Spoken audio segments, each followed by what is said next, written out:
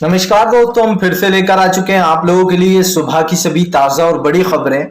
फटाफट अंदाज में एक एक कर कर बताएंगे आपको आज देश और दुनिया से क्या बड़ी खबरें निकलकर सामने आ रही हैं। लेकिन उससे पहले दोस्तों एक नजर डालेंगे सुर्खियों पर।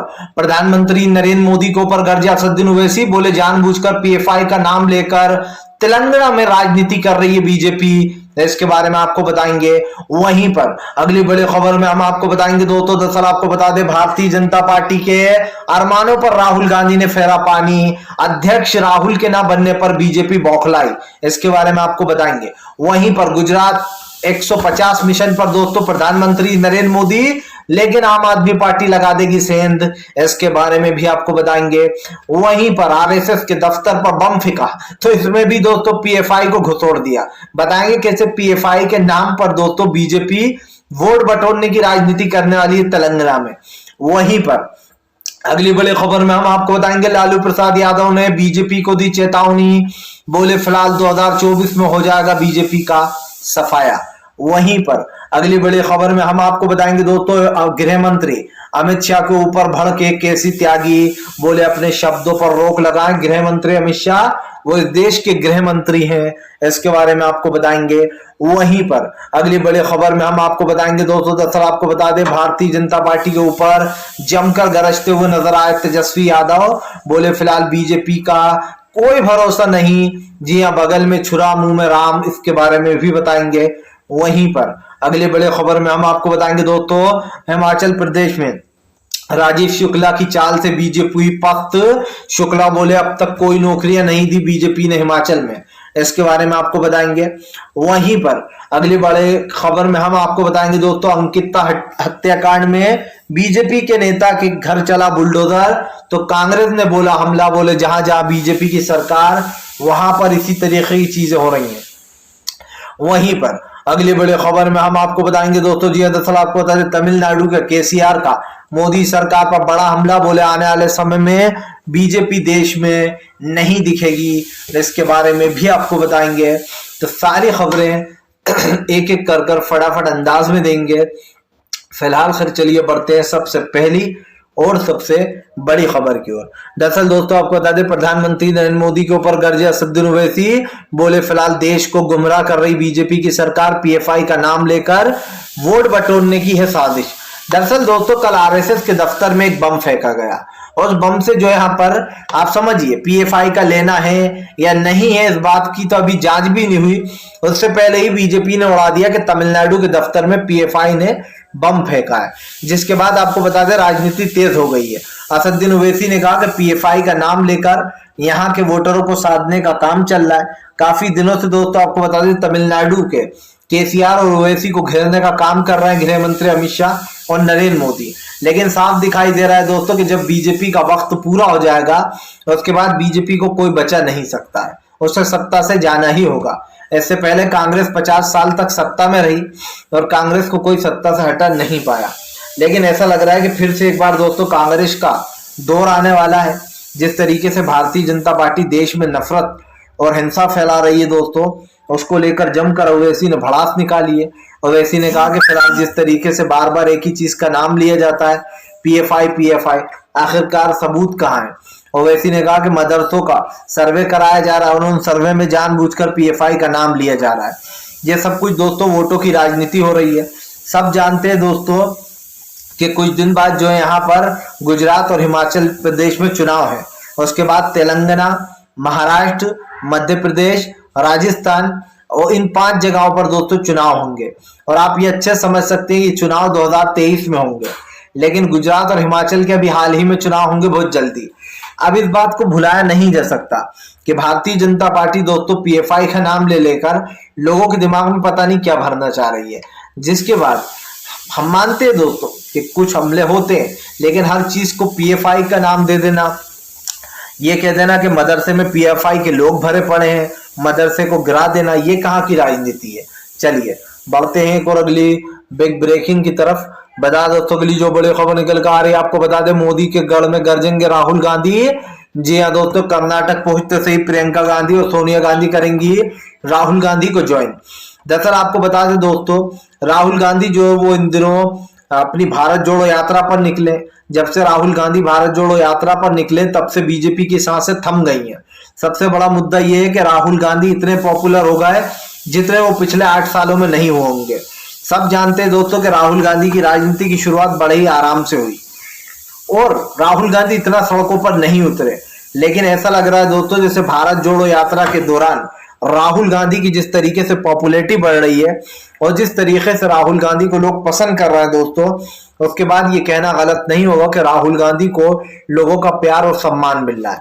सबसे बड़ी बात। दूसरी बात दोस्तों, प्रधानमंत्री नरेंद्र मोदी पूरी कोशिश करते हैं कि वो देश में एक सांप्रदायिकता और नफरत का पूरा एक माहौल बनाकर रखें, लेकिन उस पर भी दोस्तों राहुल गांधी भारी पड़ रहा है। आप देखिए, कभी राहुल गांधी को कपड़ों के नाम पर घेरा गया कि राहुल गांधी 43,000 की टी शर्ट पहनकर ये यात्रा कर रहा है।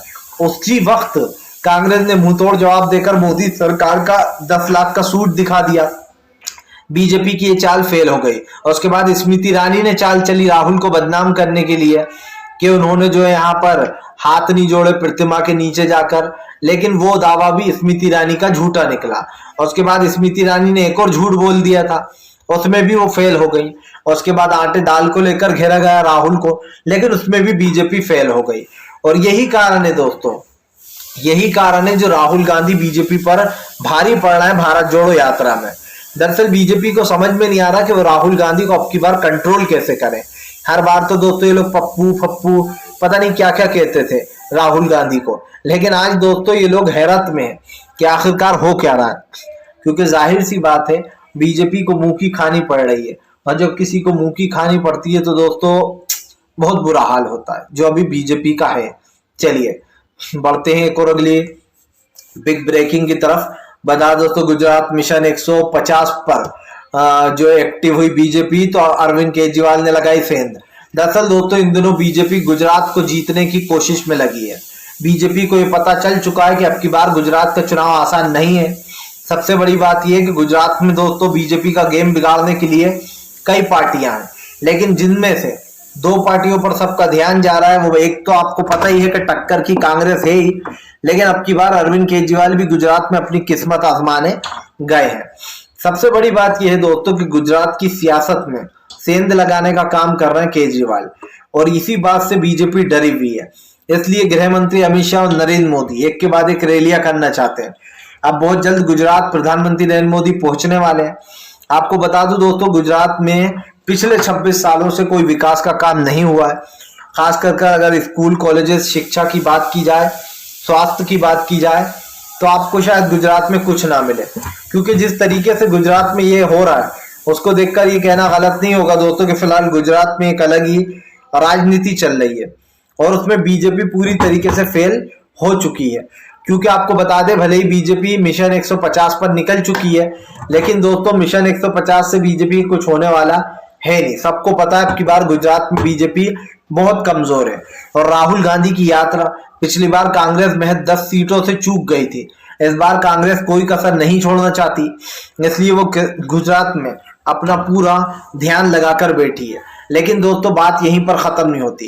कांग्रेस के हिस्से में गुजरात तो है, हिमाचल प्रदेश भी कांग्रेस का होता हुआ नजर आ रहा है। हालांकि देखिए दोस्तों, दिखता कुछ और है, लेकिन चुनाव के वक्त मेन जब पूरा माहौल बनेगा तब बात देखी जाएगी। लेकिन हाँ, ये जरूर है दोस्तों कि भारत जोड़ो यात्रा चल रही है, और ऐसे में राहुल गांधी को जबरदस्त फायदा मिलेगा जरूर, क्योंकि गुजरात और हिमाचल में भी लोगों को साधेंगे राहुल। और ऐसे में ये कहना गलत नहीं होगा कि एक तरफ आम आदमी पार्टी तो दूसरी तरफ कांग्रेस है। चलिए बढ़ते हैं एक और अगली बिग ब्रेकिंग की तरफ। बता दोस्तों अगली जो बड़ी खबर निकल कर आ रही है, दरअसल दोस्तों आपको बता दें, बीजेपी नेता के घर पर चला बुलडोजर तो भड़की कांग्रेस। दरअसल दोस्तों आपको बता दें, अंकिता हत्याकांड में बीजेपी का नेता निकला।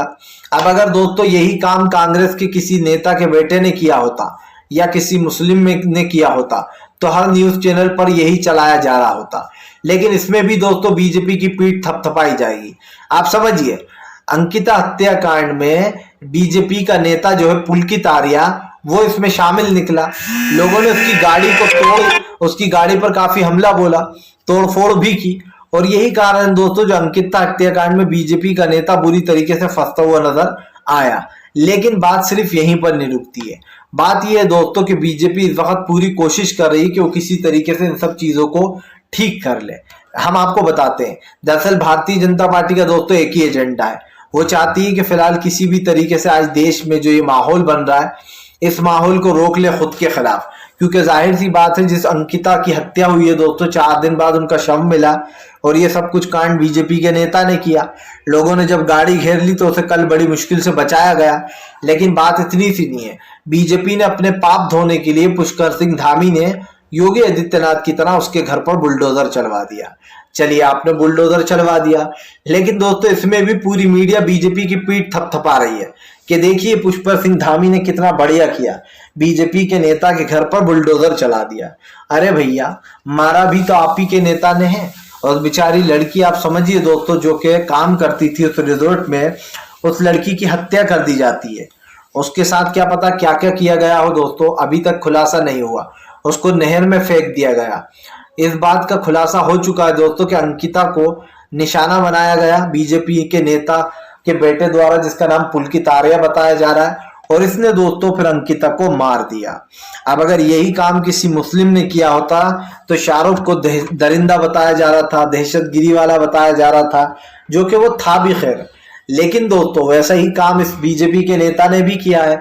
लेकिन आपको किसी चैनल पर इसकी ना ही फोटो दिखाई देगी दरिंदगी के साथ, ना इसको बताया जा रहा होगा, क्योंकि जाहिर सी बात है बीजेपी अपने लोगों को बड़ी शांति से गिरफ्तार करवा देती है और साफ कह देती है कि बस चिंता मत करो, जेल में ही सब कुछ मिलेगा, कुछ दिन बाद बाहर भी आ जाओगे। और इसीलिए सवाल उठते हैं कि भैया, विपक्ष का जब नेता होता है तो बहुत ज्यादा हंगामा करती है मीडिया, लेकिन बीजेपी का नेता का बेटा निकला तो दोस्तों चुपचाप पड़ गई मीडिया। यही फर्क है दोस्तों हमारे देश की मीडिया में, कि जिसकी सरकार अभी है और उसके तलवे चाटने को मीडिया मजबूर है। चलिए बढ़ते हैं एक और अगली बिग ब्रेकिंग की तरफ। बता दोस्तों अगली जो बड़ी खबर निकल कर आ रही है, आपको बता दोस्तों, भारतीय जनता पार्टी के ऊपर गरजते हुए नजर आए दोस्तों केसी त्यागी। बोले गृह मंत्री अमित शाह को अपनी जुबान पर लगाम देना चाहिए, वो देश के गृह मंत्री हैं। दरअसल दोस्तों गृह मंत्री अमित शाह इन दिनों अनाप शनाप बोल रहे हैं। वो 2 दिन से बिहार के दौरे पर थे और उन्होंने नीतीश से कहा कि उन्होंने मेरी पीठ में, बीजेपी की पीठ में छुरा घोंपा, इसका बदला लिया जाएगा। अब आप समझिए दोस्तों, ये वही इस देश के गृह मंत्री हैं जो अभी कुछ दिन पहले कह रहे थे कि उद्धव को सबक सिखाना बहुत जरूरी था। बताइए आप, एक गृह मंत्री इस तरीके की भाषा का यूज करे दोस्तों, बदले की भावना रखे, तो फिर एक आम आदमी को आप क्या ही समझाओगे कानून हाथ में ना लेने से। गृह मंत्री अमित शाह ने खुद चिल्ला चिल्ला के कहा कि उद्धव ठाकरे को सबक सिखाना बहुत जरूरी था। लेकिन पंचायत चुनाव में दोस्तों अगाड़ी ने, जो इनका पूरा वो बना हुआ था सर्कल, उसने बीजेपी को ही सबक सिखा दिया। हार गए चुनाव में। लेकिन बात सिर्फ ये नहीं है, बात ये है कि गृह मंत्री अमित शाह छुरा खुद घोंपते हैं और इल्जाम दोस्तों दूसरी पार्टी पर लगाते हैं ताकि जनता बीजेपी को सही समझे। आप देखिए कि अभी नीतीश के 6 विधायक में से 5 विधायक खरीद लिए गए और उन 5 विधायकों को खरीद के दोस्तों बीजेपी ने 6 खरीदे गए, 7 में से 6 विधायक खरीदे मणिपुर में, क्योंकि इनको पता था कि नीतीश मणिपुर में भी इनकी सरकार गिरा देंगे। लेकिन दोस्तों यहां पर सीधा दिखाई दे रहा था कि बीजेपी ने अपने आप को बचाने के लिए जो यहाँ पर नीतीश के 6 विधायक खरीद लिए ताकि सरकार ना गिरे। बिहार में ले लीजिए, अगर नीतीश को पता नहीं चलता दोस्तों तो बीजेपी तो अंदर ही अंदर नीतीश के सारे मंत्रियों को खरीद कर उनकी गिराने वाली थी सरकार, और उल्टा नीतीश को ही गलत बोला जा रहा है कि नीतीश ने हमारी पीठ में छुरा घोंपा। जबकि दोस्तों छुरा तो बीजेपी ने घोंपा है नीतीश की पीठ में, क्योंकि बीजेपी नीतीश के सारे विधायकों को खरीदने वाली थी और नीतीश को भी दोस्तों सेम टू सेम दूसरा उद्धव ठाकरे बनाने वाली थी। लेकिन ये भूल गए कि नीतीश के साथ उनके काफी वफादार लोग हैं जो कि काफी लंबे समय से नीतीश के साथ काम कर रहे हैं, और यही बात गृह मंत्री अमित शाह को महंगी पड़ गई। एक तरफ तो ये लोग कहते हैं कि गृह मंत्री अमित शाह चाणक्य हैं। अगर चाणक्य होते तो वो, आप समझिए दोस्तों, अगर वो चाणक्य सच में होते तो वो नीतीश कुमार से दोस्तों मात नहीं खाते। नीतीश कुमार दोस्तों गृह मंत्री अमित शाह से 1000 गुना चालाक है, और ये मैं इसलिए कह रहा हूं दोस्तों क्योंकि उनको सुशासन बाबू के नाम से जाना जाता है, और नीतीश की राजनीति बड़ी खतरनाक रही है बिहार में। ये बात आपको भी पता है। नीतीश कब क्या कर देंगे, कब कौन सा मोड़ ले लेंगे, कब कौन सी चीज कर देंगे, किसी को नहीं पता है। बिहार की राजनीति में उनको इस तरीके से मास्टरमाइंड माना जाता है। यहां तक के गृह मंत्री अमित शाह तो गृह मंत्री दोस्तों नरेंद्र मोदी तक नीतीश से डरते हैं, और नीतीश कुमार कब क्या करते हैं किसी को पता नहीं है। चलिए बढ़ते हैं एक और अगली बिग ब्रेकिंग की तरफ।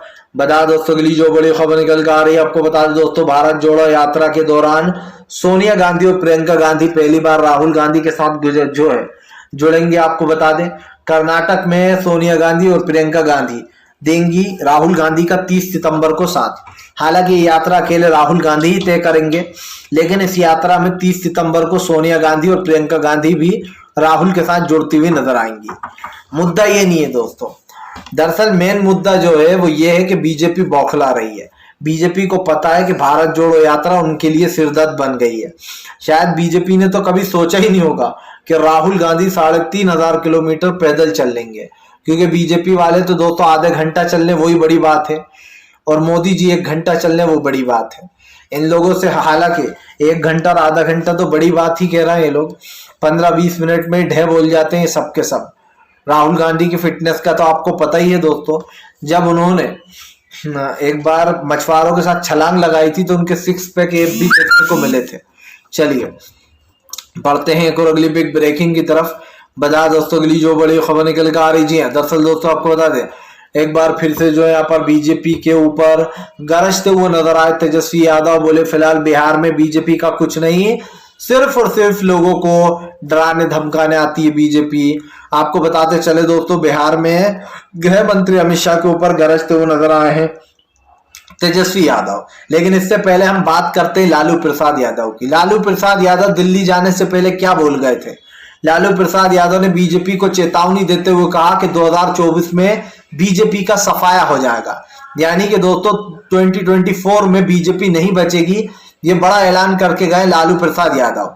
बताया जा रहा है लालू प्रसाद यादव के बाद नीतीश भी दिल्ली जल्दी ही जा सकते हैं।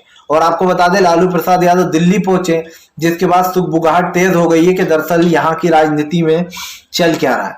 दोस्तों सब जानते हैं कि बिहार से ही सारे बड़े बड़े आंदोलन शुरू हुए।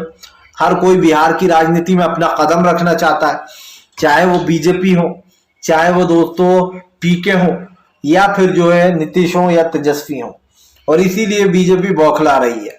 आप समझिए, एक तरफ जो है यहाँ पर लोग राहुल की तारीफ कर रहे हैं, तो दूसरी तरफ नीतीश और लालू मिलकर एक अलग ही खिचड़ी पका रहा है बीजेपी को सत्ता से बाहर करने के लिए। और 2024 वाकई में दोस्तों अब जंग का मैदान बन चुका है। इससे पहले इतना खतरनाक चुनावी मूड मैंने कभी नहीं देखा, लेकिन अब की बार लग रहा है कि मामला आर पार का होने वाला है। या तो तुम नहीं या फिर हम नहीं, या तो सत्ता से बीजेपी दोस्तों उखड़ जाएगी, या फिर बीजेपी किसी विपक्ष को उखाड़ फेंकेगी। अब विपक्ष उखड़ जाए ये होता हुआ दिख नहीं रहा है 2024 में, क्योंकि इस बार जनता का मूड कुछ और ही नजर आ रहा है। अब की बार शायद मंदिर मस्जिद हिंदू मुसलमान से उठकर अलग हटकर लोग वोट देने वाले हैं। और ये बात नरेंद्र मोदी को पता चल गई है कि बस बहुत बना लिया लोगों को 8 साल बेवकूफ, 10 साल में तो दोस्तों अच्छे अच्छे लोग सुधर जाते हैं, ये तो जनता है। चलिए बढ़ते हैं एक और अगली बिग ब्रेकिंग की तरफ। बता दोस्तों अगली जो बड़ी खबर निकल कर आ रही है, आपको बताता चलूं दोस्तों, भारतीय जनता पार्टी को लगेगा एक और बड़ा झटका। दरअसल आपको बता दें इस दिनों बीजेपी जो ऑपरेशन लोटस चला रही जगह जगह, उसके खिलाफ अरविंद केजरीवाल और भगवत मान ने मोर्चा खोल दिया। अरविंद केजरीवाल का कहना है कि जानबूझकर विशेष सत्र नहीं बुलाने दिया गया और इसकी जिम्मेदारी बीजेपी की है। केजरीवाल ने कहा कि फिलहाल ये लोग कितनी कोशिश कर ले लेकिन सरकार नहीं गिरा पाएंगे पंजाब की। ऑपरेशन लोटस दिल्ली में भी फेल था, पंजाब में भी फेल होगा, और जहां जहां ये ऑपरेशन लोटस करेंगे हमारे ऊपर इनको सफलता नहीं मिलेगी। आपको बता दें अरविंद केजरीवाल ने कहा कि हमारी पार्टी में एक एक बंदा ईमानदार है और ईमानदारों को ये लोग खरीद नहीं सकते हैं पैसों के बल पर। फिलहाल दोस्तों आपको क्या लगता है अरविंद केजरीवाल की इस बात पर, जरूर कमेंट करके बताइए। वीडियो अच्छा लगे तो लाइक करिए, चैनल पे पहली बार आए सब्सक्राइब कर लीजिए ताकि आगे भी ऐसी वीडियोस आपको मिलती रहे।